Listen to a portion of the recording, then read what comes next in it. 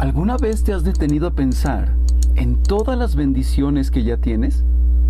En medio del ruido, las preocupaciones y las carreras de la vida, solemos enfocarnos en lo que nos falta y olvidamos lo mucho que ya hemos recibido. En el sermón de hoy, el pastor Michel Sugelén nos lleva a una reflexión profunda y esperanzadora sobre las incontables bendiciones que Dios ha derramado sobre nosotros, aún en medio de nuestras luchas. Este mensaje no es solo una lista de beneficios espirituales, es un llamado a abrir los ojos del corazón, a reconocer la fidelidad de Dios en cada detalle y a vivir con gratitud, gozo y confianza en lo que Él ya ha hecho y seguirá haciendo. En esta enseñanza, el pastor desarrolla 3 verdades poderosas. Primero, la fuente de nuestras bendiciones. Dios mismo quien nos bendijo con toda bendición espiritual en Cristo.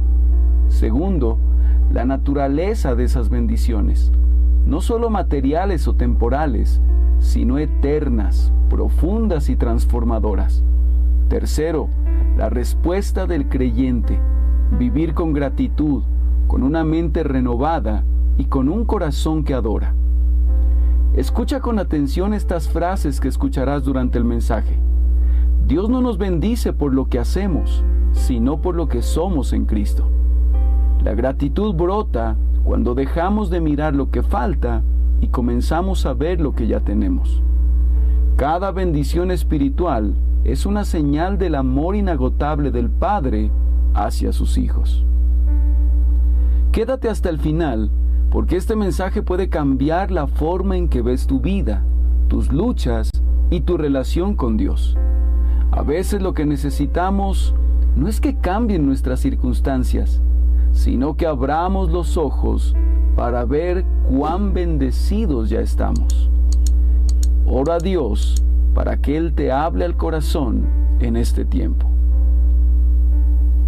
Uno de los himnos que nosotros solíamos cantar en los primeros años de nuestra iglesia ya no es tan común. De hecho, yo no recuerdo cuándo fue la última vez que ese himno se cantó. Es un himno que dice: cuando combatido por la adversidad creas ya perdida tu felicidad, mira lo que el cielo para ti guardó, cuenta las riquezas que el Señor te dio. ¿Andas agobiado por algún pesar?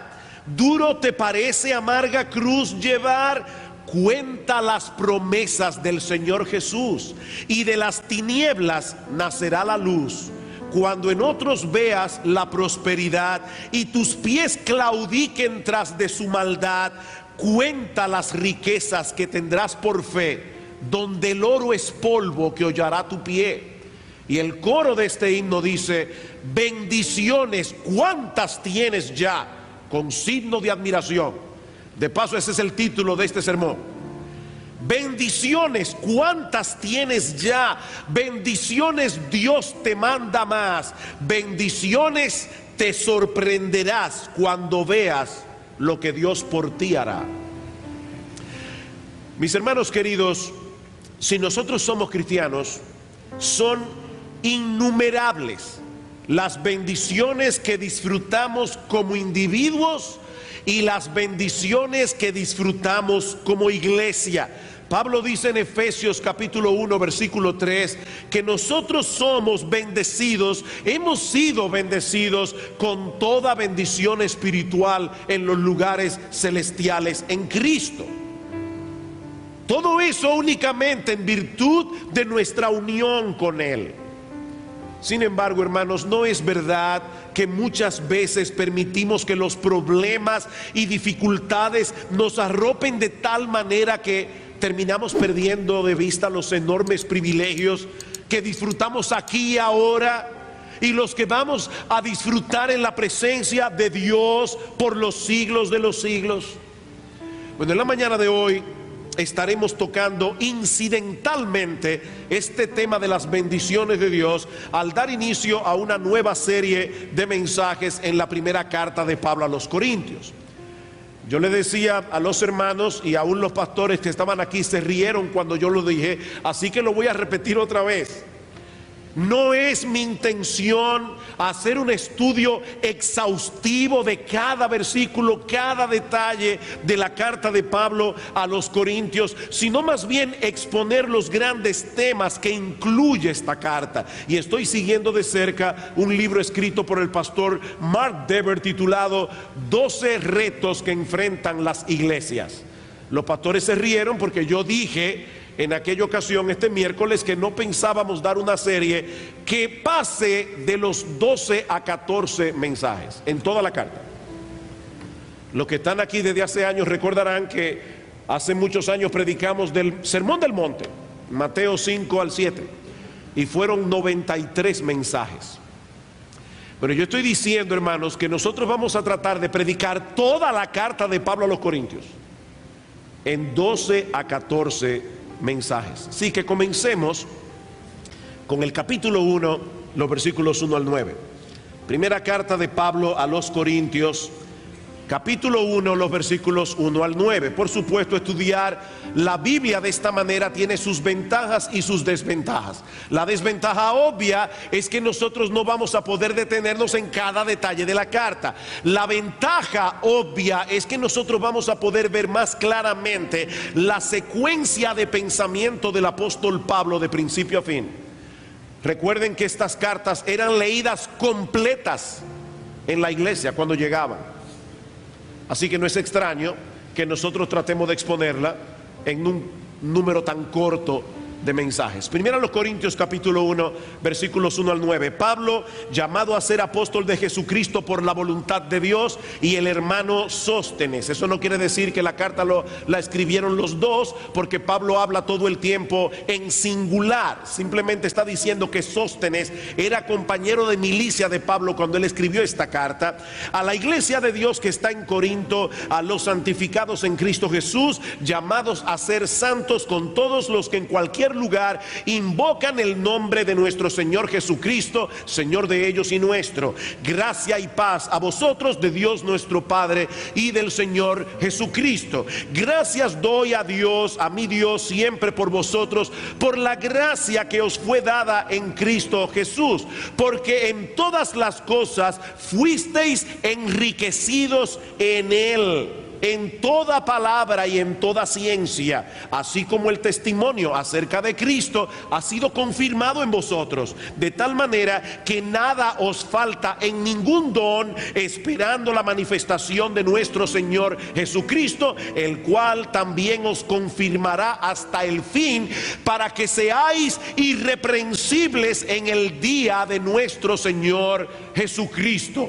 Fiel es el que os llama, fiel es Dios, por el cual fuisteis llamados a la comunión con su Hijo, nuestro Señor Jesucristo.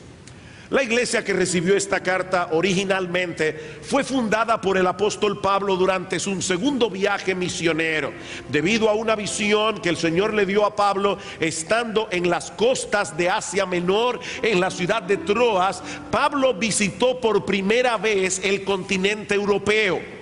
Y luego de una corta visita a la ciudad de Atenas, si ustedes ven un mapa de Europa y de Grecia de manera particular, se van a dar cuenta que Atenas está más o menos en el medio de ese istmo ahí, y Corinto está en la costa. Pablo visitó Atenas, una visita muy corta, y luego visitó la ciudad de Corinto, donde el Señor le dio a Pablo un ministerio sumamente fructífero, a pesar de que Pablo no estaba dedicado a tiempo completo en ese tiempo, sino que tenía que hacer tiendas de campaña para poder sostenerse económicamente. En aquellos días, la ciudad de Corinto era famosa por ser un agitado y próspero centro comercial, pero también era famosa por su rampante inmoralidad. Todas las filosofías, todas las religiones del imperio llegaban al puerto de Corinto, generando una terrible confusión de ideas. En buen dominicano, en Corinto había un sancocho filosófico, un sancocho de religiones. Sin embargo, como el evangelio es poder de Dios para salvación, no importa qué tan duro pueda ser una sociedad que tan dura o una ciudad, el Señor le reveló a Pablo de noche que él tenía mucho pueblo en Corinto. Y por esa razón el apóstol Pablo se quedó en la ciudad por año y medio, durante los años 50 y 51 después de Cristo. De ese modo nació la iglesia a la que Pablo envió las dos cartas que tenemos en el Nuevo Testamento. Una congregación llena de vida, pero llena de problemas también. Mis hermanos, en todo el Nuevo Testamento nosotros no encontramos una iglesia que posea un catálogo más variado de problemas que la iglesia en Corinto.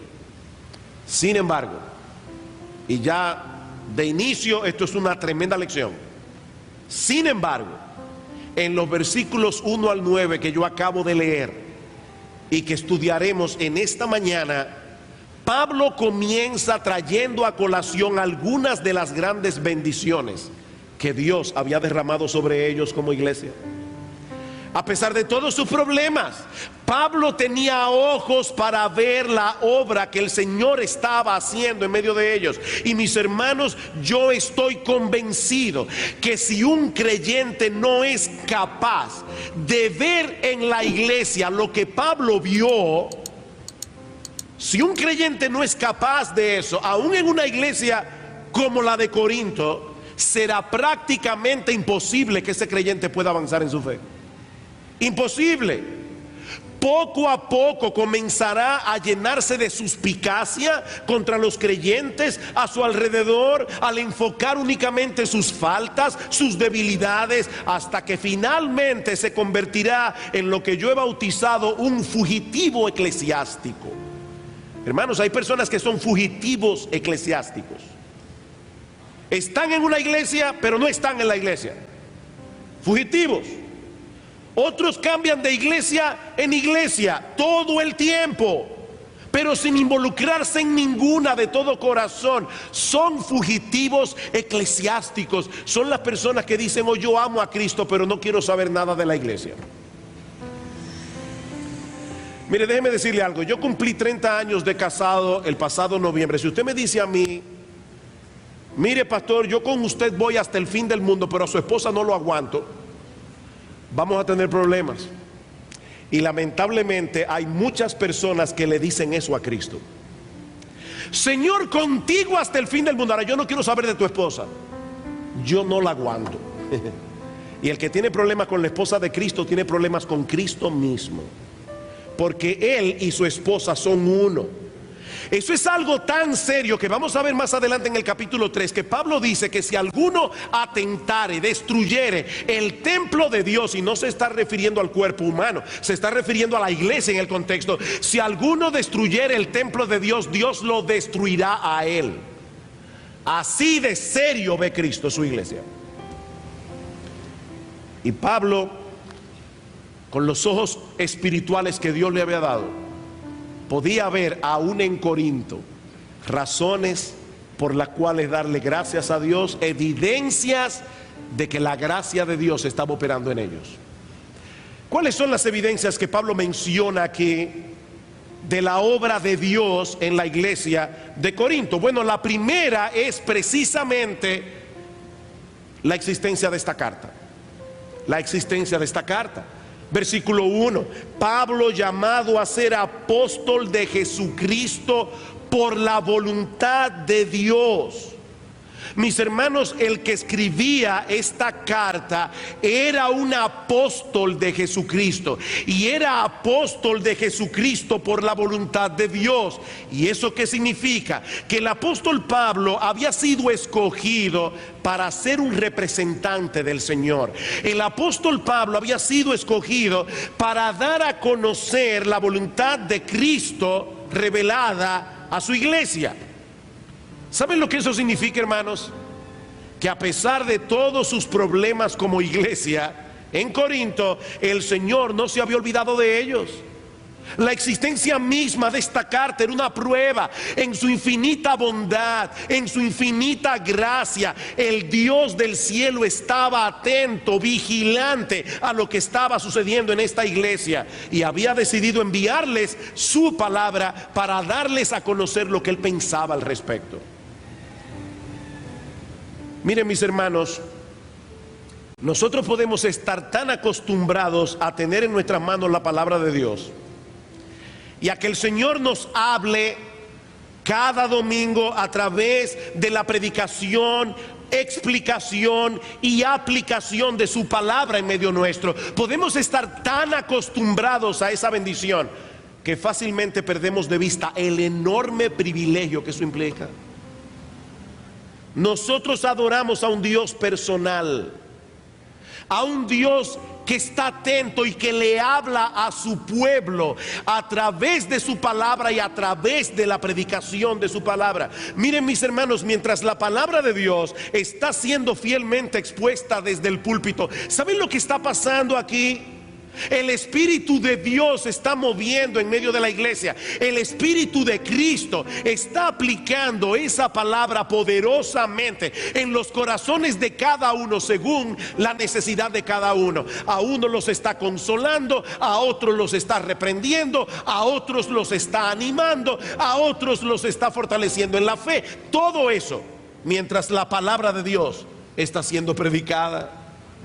Eso es una bendición de Dios. La segunda evidencia de la bendita gracia de Dios sobre ellos era su propia existencia como iglesia. Versículo 2: a la iglesia de Dios que está en Corinto. Otra vez, mis hermanos, yo espero que el Señor me dé gracia para poder darnos a todos nuevos ojos para leer con frescura textos que hemos leído cientos de veces. ¿Ustedes escucharon cómo Pablo describió a la iglesia aquí? A la iglesia de Dios que está en Corinto. Pablo había sido el instrumento humano que Dios había usado para la fundación de esta iglesia. Pero, mis hermanos, el creador de esta iglesia no era Pablo. El creador de esta iglesia era Dios. Dios los había escogido desde antes de la fundación del mundo, y en su momento ese Dios comenzó a llamar hombres y mujeres al arrepentimiento, y providencialmente comenzó a congregarlos a todos en una iglesia local. Esta era la iglesia de Dios. Mis hermanos, piensen en esto por un momento. Dios es el originador y dueño absoluto de la iglesia. Él nos compró con la sangre de su Hijo y no nos dejó andando solos por el mundo. Él nos reunió en una de sus iglesias locales, en las que Él manifiesta su presencia especial cada domingo, cuando nos reunimos para adorarle en el nombre de nuestro Señor. Una de las cosas que vimos este miércoles, cuando estábamos dando gracias al Señor por los 34 años de existencia de esta iglesia local, fue la forma tan providencial como esta iglesia comenzó. La forma tan providencial como esta iglesia comenzó. Un pequeñito grupo de jóvenes, 12 lo más, todos con menos de 3 años de convertidos, todos teniendo entre 18 y 24 años de edad. Ese grupito de jóvenes tomó la decisión de comenzar a reunirse como iglesia en la casa, en una casa de familia. En ese momento no teníamos una idea muy clara de todo lo que implicaba la decisión que estábamos tomando, pero, mis hermanos, ahora nosotros podemos mirar hacia atrás. Ahora podemos echar un vistazo a lo que ha sucedido en la historia de nuestra iglesia y podemos ver cómo Dios estaba conformando este cuerpo local de creyentes, cómo Dios nos estaba cuidando aún de nosotros mismos, de nuestra propia inmadurez, de nuestras muchas metidas de pata, para que hoy estemos aquí 34 años después. ¿Saben cómo se llama eso? Misericordia. Eso se llama bendición. Querido hermano, querida hermana, es un enorme privilegio ser parte de una de las iglesias locales del Señor, a pesar de todos los inconvenientes, a pesar de todas las dificultades que vienen incluidas en el paquete de la membresía. Hay algunas iglesias que tienen paquetes de nuevos miembros. O sea, cuando un miembro llega a la iglesia, se hace miembro, se le da un paquete con algunos CDs de mensajes claves de la iglesia, con la confesión de fe, con la constitución de la iglesia. Bueno, yo creo que deberíamos incluir en ese paquete una cosa que dice: vas a tener problemas. Vas a tener problemas. Porque la iglesia está compuesta por personas que no han sido glorificadas. Pero ¿sabes qué? Dios usa esos mismos problemas para hacerte cada vez más semejante a nuestro Señor y Salvador. En la iglesia de Corinto había muchos problemas, pero Pablo quiere que sus miembros valoren el hecho de haber venido a formar parte de la iglesia de Dios. Pero no solo eso, Pablo les dice también en el versículo 2 que ellos habían sido santificados en Cristo Jesús. En otras palabras, ellos habían sido apartados por Dios por medio de Cristo y declarados perfectamente justos delante de Él. Eso es lo que significa ser cristianos. Estar unidos de tal manera a Cristo por medio de la fe, que por medio de su muerte todos nuestros pecados han sido perdonados en el tribunal de Dios, y su justicia perfecta es la que cuenta ahora para nuestra salvación. Nuestro estatus legal delante de Dios ha cambiado completamente en su presencia. Segunda a los Corintios 5:21, ya ustedes deben saberse ese texto de memoria. Al que no conoció pecado, por nosotros lo hizo pecado para que nosotros fuésemos hechos justicia de Dios en él. Mis hermanos, ya fuimos santificados.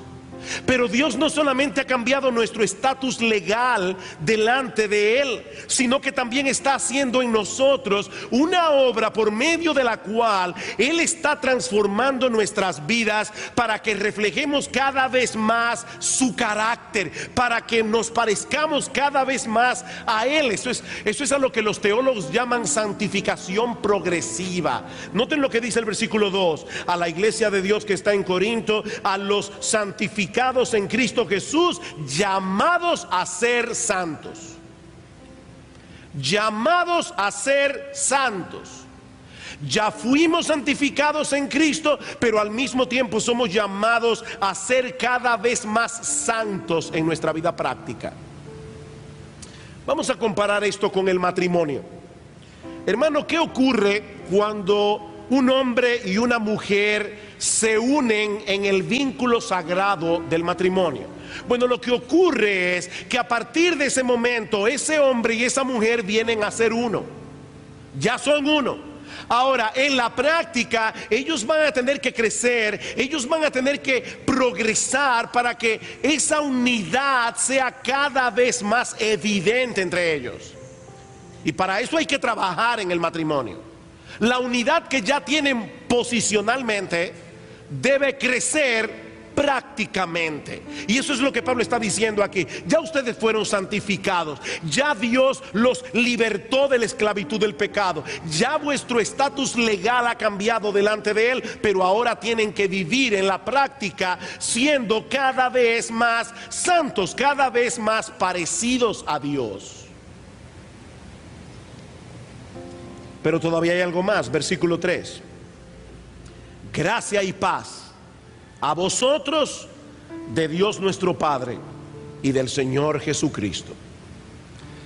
Mis hermanos, no me vean siendo molestosamente insistentes en esto, pero nuevamente estamos tan acostumbrados a leer en las cartas de Pablo estas palabras de salutación: gracia y paz a vosotros de Dios nuestro Padre y del Señor Jesucristo, que fácilmente podemos perder de vista la enorme bendición que hay encerrada en esta frase. Mis hermanos, lo que Pablo está diciendo aquí es que independientemente de las circunstancias por las que tú puedas estar atravesando en estos momentos de tu vida, por el mero hecho de estar en Cristo, si eres un verdadero cristiano, tú disfrutas del favor de Dios. Tú eres un bendito de Dios. Tú eres un favorecido de Dios.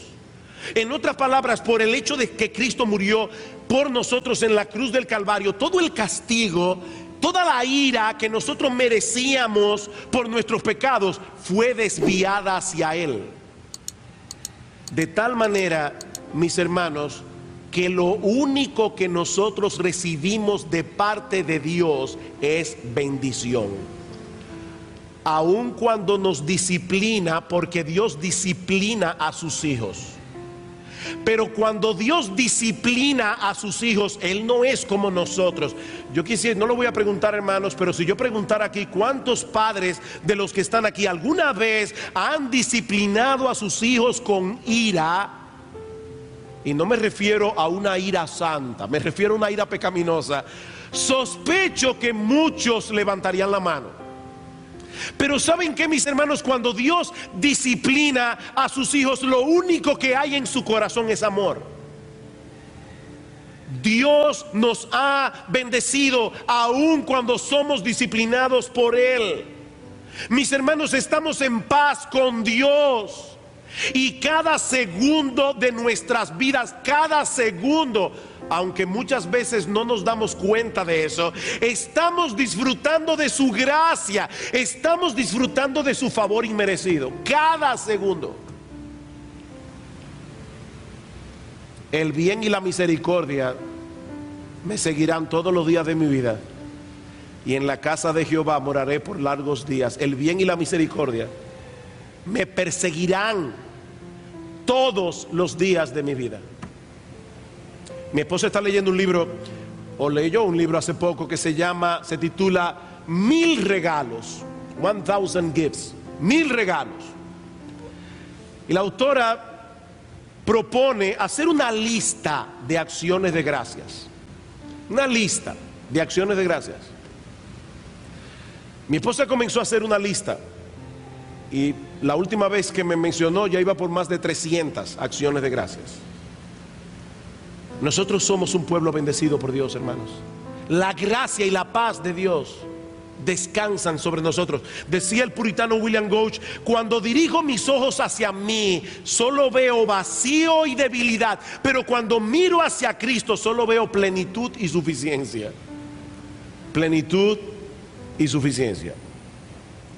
He ahí, mis hermanos, algunas de las bendiciones que todos los creyentes disfrutamos únicamente por el hecho de estar en Cristo. Bendiciones que ninguna circunstancia de esta vida, por terrible que parezca, pueden opacar. Mi hermano, mi hermana, lo que yo estoy diciendo en esta mañana es que si tú eres cristiano, tú no eres digno de lástima. ¿Tú oíste eso? Yo no sé por lo que tú estás atravesando ahora, pero si tú eres cristiano, tú no eres digno de lástima. Por más difícil que sea tu situación, ¿sabes cómo Cristo te ve a ti si tú eres creyente? Dice en Mateo capítulo 25 que en el día del juicio el Señor llamará a los suyos y le dirá: venid, benditos de mi Padre,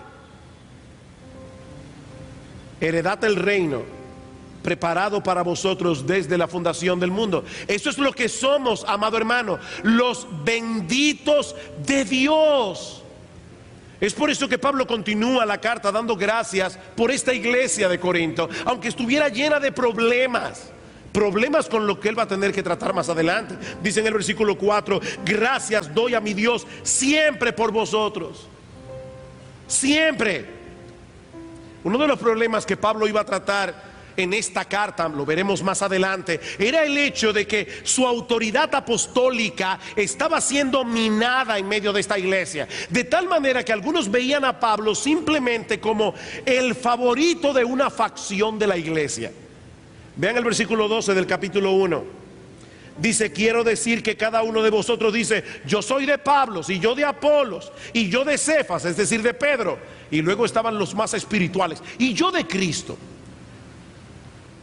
Probablemente aquellos que eran de Cefas o los que eran de Apolos, cuando oían al apóstol Pablo predicar, no le hacían mucho caso, porque ellos no eran de esa facción en medio de la iglesia. Y ¿saben qué, mis hermanos? Aunque Pablo tuvo que lidiar con ese problema que lo afectaba a él directamente, antes de llegar allí, Pablo se detiene a dar gracias al Señor por estos hermanos. ¿Y cuáles son los motivos de acción de gracias que Pablo veía en esta iglesia? Bueno, lo primero que Pablo resalta en el versículo 4 es lo que él acaba de mencionar en el 3. Ellos son recipientes de la gracia de Dios. Versículo 4: gracias doy a mi Dios siempre por vosotros, por la gracia de Dios que os fue dada en Cristo Jesús. Mi hermano, déjame hacerte una sugerencia. Mira a tu alrededor. Mira a tu alrededor e identifica a todos aquellos que están sentados al lado tuyo, personas de las cuales tienes razones para pensar que son cristianos, a pesar de sus debilidades, a pesar de esos rasgos de carácter que a ti no te agradan, a pesar de las veces que ese hermano o esa hermana ha sido un obstáculo en tu carrera. Mira a esos hermanos y a esas hermanas, porque cada uno de ellos es recipiente de la gracia de Dios. Cada uno de ellos. ¿Alguna vez te has puesto a pensar que esos hermanos y hermanas de la iglesia que te resultan difíciles de soportar, o de los cuales difieres en algunos asuntos que no son trascendentales para la salvación, son hombres y mujeres favorecidos por Dios por causa de Cristo? Fue esa perspectiva de lo que implica ser un cristiano lo que le permitió a Pablo traer acciones de gracias por lo que Dios estaba haciendo en esa iglesia, en la iglesia a los Corintios. Y noten, mis hermanos, que no era una acción de gracias a regañadientes la que Pablo daba. Dice en el versículo 4: gracias doy a mi Dios siempre por vosotros. Siempre por vosotros. Déjame hacerte una pregunta. ¿Te encuentras a menudo dando gracias a Dios por los miembros de esta iglesia? Yo no estoy hablando de una iglesia en China, ni estoy hablando de los pastores que están en otro lugar. Yo estoy hablando de la iglesia que está aquí, con los pastores que están aquí, con los diáconos que están aquí, con los maestros de escuela dominical que están aquí, en iglesia bíblica del Señor Jesucristo. Mi pregunta es, mi hermano, por favor, examínate a ti mismo. ¿Te encuentras a menudo dando gracias a Dios por los miembros de esta iglesia, o te resulta más fácil criticarlos y quejarte de ellos? Mi hermano, ¿qué es más fácil para ti? Mira, mi hermano, yo no sé cuál es tu reacción interna en tu conciencia delante del Señor cuando tú lees un texto como este, pero yo te puedo decir cuál es la mía. Anoche estaba yo pensando delante del Señor, porque sabía que iba a predicar este mensaje, que a mí me falta mucho por crecer en esta área de la vida cristiana. Mucho por crecer. Mis hermanos, qué fácil es quejarnos en vez de ser agradecidos. ¿Saben qué? Yo tengo la convicción de que la vida de muchos cristianos sería revolucionada si decidieran hacer el experimento de pasar un mes sin quejarse de ningún miembro de la iglesia. ¿Te atreves? Un mes sin quejarte, solo dando gracias. Yo creo, mire, es que yo tengo la convicción de que sería revolucionario. Hace unos años tuve que tratar con una pareja de esposos. Y ella me dijo francamente: mire, pastor, yo a mi esposo no lo respeto. Ya no es simplemente que no lo amo internamente, mis sentimientos hacia él, es que no lo respeto como hombre. Ella tenía muchas quejas en su corazón. Y yo le puse una tarea. Le dije: mi hermana, yo quiero que esta semana tú hagas una lista de 10 cualidades por las cuales darle gracias a Dios por tu esposo. Y que te dediques esta semana a dar gracias por esas cosas. Esta hermana se me acercó 2 semanas después y me dijo: pastor, la lista ya va por 30. Y mis sentimientos hacia él ha cambiado por completo. ¿Te resulta difícil ser agradecido? Escucha Pablo, versículo 5. Doy gracias siempre por vosotros, porque en todas las cosas fuisteis enriquecidos en él. Y no olviden que esta es la iglesia de Corinto. En toda la cosa fuisteis enriquecidos en él, en toda palabra y en toda ciencia. Obviamente Pablo no se está refiriendo aquí a riquezas materiales, aunque algunos hermanos en Corinto tenían una buena posición económica. Pero Pablo está hablando más bien aquí de esas riquezas espirituales que todos ellos compartían solo por el hecho de estar en Cristo.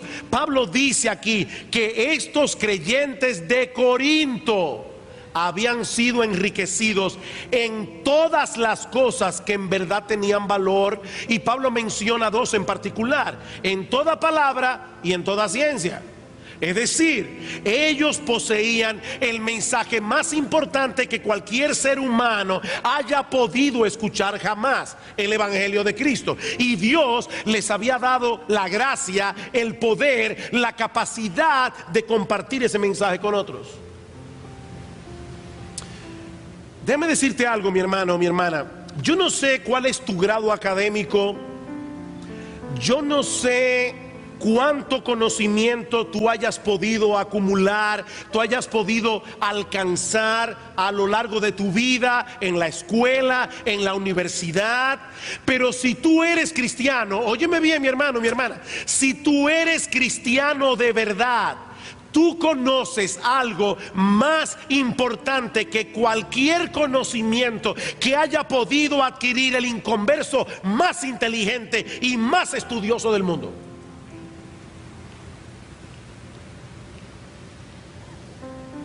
Dios te ha dado a conocer en el Evangelio cuál era tu condición delante de Él. Y eso es crucial. Cómo encontrar en Cristo el perdón de todos tus pecados y el don de la vida eterna.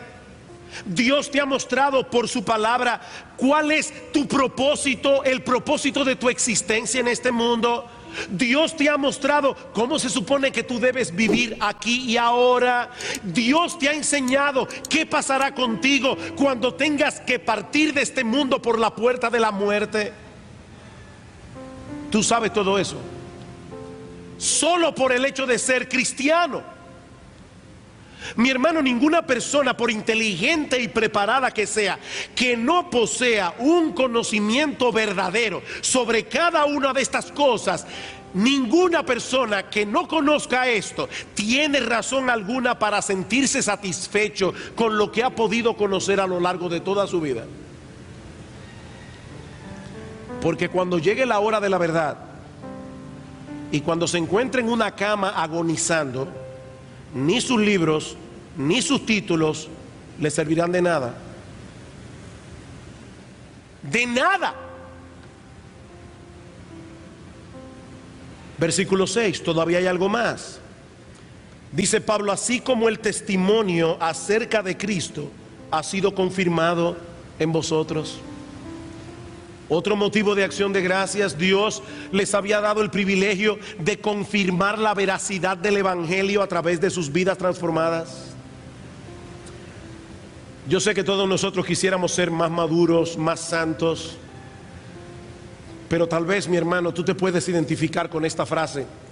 Alguien dijo algo como esto: aunque no soy ahora todo lo que quisiera ser, por la gracia de Dios no soy lo que yo era, y por la misma gracia no soy lo que seré. ¿Escuchaste esto? Aunque no soy ahora todo lo que quisiera ser, por la gracia de Dios no soy lo que yo era, y por esa misma gracia no soy lo que seré. Dios está obrando en los creyentes, poco a poco, pacientemente, conformándonos cada vez más a la imagen de su Hijo. Y esa transformación confirma el poder, la veracidad del Evangelio. Versículo 7: de tal manera que nada os falta en ningún don. Dios los ha transformado de tal manera que nada os falta en ningún don. ¿Recuerda lo que dijo en el versículo 5? En todas las cosas fuisteis enriquecidos. Bueno, era de estos dones que Pablo estaba hablando. Estos creyentes en Corinto habían sido favorecidos por Dios con abundancia de dones espirituales, a través de los cuales ellos podían edificarse unos a otros. Sí, la iglesia de Corinto tenía muchos problemas que debían ser corregidos, pero Pablo les está diciendo: mis hermanos, en medio de ustedes está todo el potencial que necesitan para que ese cuerpo de creyentes pueda seguir creciendo en la fe. Y déjenme decirles algo: es precisamente por esto, por lo que la iglesia es, con los dones que Dios le ha dado, es precisamente por eso que el diablo quiere hacer todo lo posible para indisponer a los creyentes con su iglesia local. El diablo quiere hacer todo lo posible para aislarlos del resto de los miembros. ¿Saben por qué? Porque el diablo sabe que la santidad es un proyecto de comunidad, no individualista. ¿Qué dice Efesios capítulo 4 versículo 11? Y él mismo, Cristo, constituyó a unos apóstoles, a otros profetas, a otros evangelistas, a otros pastores y maestros, a fin de equipar a los santos, para que los santos hagan la obra del ministerio, para que, siguiendo la verdad en amor, crezcamos en todo en aquel que es la cabeza, esto es Cristo, de quien todo el cuerpo, bien concertado y unido entre sí por todas las coyunturas que se ayudan mutuamente, recibe su crecimiento a través de la actividad de cada miembro para ir edificándose en amor. Si te aíslas de la iglesia, no vas a crecer. Por otra parte, Pablo dice también en el versículo 7 que estos cristianos vivían por una esperanza que de ninguna manera será frustrada. Dice: de tal manera que nada os falta en ningún don, esperando la manifestación de nuestro Señor Jesucristo. Mira, mi hermano, independientemente de las frustraciones que tú hayas podido acumular a lo largo de toda tu vida, o las frustraciones que puedas estar experimentando en este mismo momento, hay algo que tú puedes esperar con toda certeza: nuestro Señor Jesucristo regresará en gloria. Nuestro Señor Jesucristo volverá por los suyos en la gloria del Padre y transformará el cuerpo de la humillación nuestra para que sea semejante al cuerpo de la gloria suya, como dice Pablo en Filipenses 3:21. Y si eso ya de por sí es suficiente como para saltar de nuestras sillas, ahora lean el resto, versículo 8: el cual también os confirmará hasta el fin, para que seáis irreprensibles en el día de nuestro Señor Jesucristo. Fiel es Dios, por el cual fuisteis llamados a la comunión con su Hijo, nuestro Señor Jesucristo. ¿Escuchaste eso? Si tú eres cristiano, Dios se ha comprometido consigo mismo a preservarte hasta el fin. En estos días, Salvador envió una cita edificante que me chocó por el título. El título de la cita era: Dios perdería más Fue un individuo que se acercó a una señora anciana que tenía muchos años sirviendo al Señor, y este individuo le dijo en su arrogancia: ¿y qué si al final de cuentas tu alma termina perdiéndose? Y toda tu vida cristiana no sirvió de nada. Y esta hermana anciana le respondió: si bien es cierto que para mí sería terrible, porque yo perdería mi alma, Dios perdería más, porque Él perdería su honor. Dios perdería su honor. Hermanos, el Dios del cielo fiel, el Dios fiel, se ha comprometido delante de sí mismo a presentarte delante de Él irreprensible. Dios te preservará a lo largo de tu carrera. Y cuando llegue el día del juicio, Cristo estará al lado tuyo como tu abogado, para mostrar en su cuerpo las marcas de haber sido traspasado en la cruz del Calvario, para que no tengamos cuentas pendientes en el tribunal de Dios. Fiel es Dios, y Él nos unió con Cristo con un vínculo indisoluble. De paso, hermanos, noten cómo Pablo define el cristianismo aquí. No se trata simplemente de que Dios nos dio un pasaje gratis para ir al cielo. No, fiel es Dios por el cual fuisteis llamados a la comunión con su Hijo. Eso es el cristianismo. Comunión con su Hijo. Él nos llamó eficazmente, un llamado que no puede ser revocado.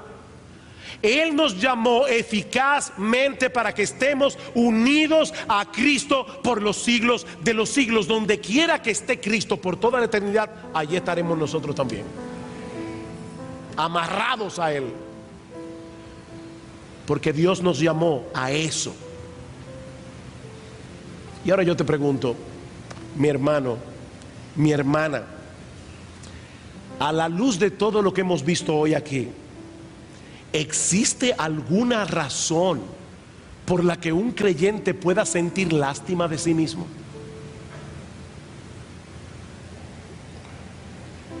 Mira, yo no sé cuáles son las circunstancias de tu vida en este momento, pero si tú eres cristiano, tú eres uno de los benditos de Dios.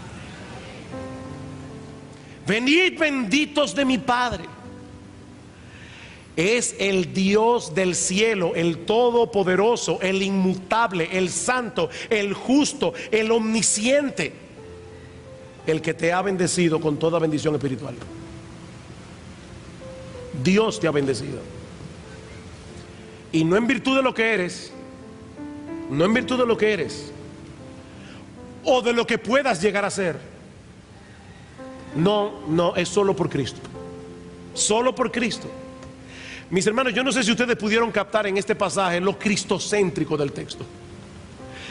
Cristo es mencionado en este pasaje en cada versículo. En cada versículo es Cristo, es Cristo, es Cristo, es Cristo, solo Cristo. A veces nosotros estamos hablando de ciertas cosas que nos han pasado en nuestras vidas, o de personas que nosotros hemos conocido, y decimos: wow, eso fue inolvidable. Inolvidable. Bueno, hermano, he aquí algunas cosas que deberían ser inolvidables. He aquí algunas cosas que nunca deberías olvidar. Dios te ha bendecido en Cristo. Y eso, mi hermano, es algo que ninguna aflicción, por dura que sea, puede borrar. No olvides eso, mi hermano, mi hermana, porque si lo haces, te colocarás en una posición muy vulnerable frente al enemigo de tu alma. La apostasía comienza con la ingratitud. ¿Oíste eso, mi hermano? La apostasía, el alejarte de Dios, comienza con la ingratitud. La ingratitud es el alma más poderosa que usa el diablo para llevarnos al fango otra vez. Pero tampoco olvides que todas esas bendiciones que son tuyas solo por la pura gracia de Dios, también son compartidas con todos aquellos que por esa misma gracia pertenecen a la iglesia de Cristo, lo mismo que tú. Somos bendecidos. Somos bendecidos. La próxima vez, mi amado hermano, que te sientas tentado o tentada a quejarte pecaminosamente de tus hermanos en Cristo, no olvides quiénes son: recipientes del favor de Dios.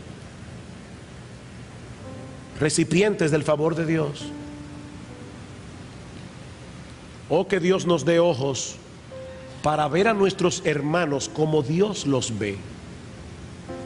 Entonces, y solo entonces, vamos a poder dar gracias a Dios como Pablo por cada miembro de la familia de la fe, con quienes estaremos en la presencia del Señor por los siglos de los siglos.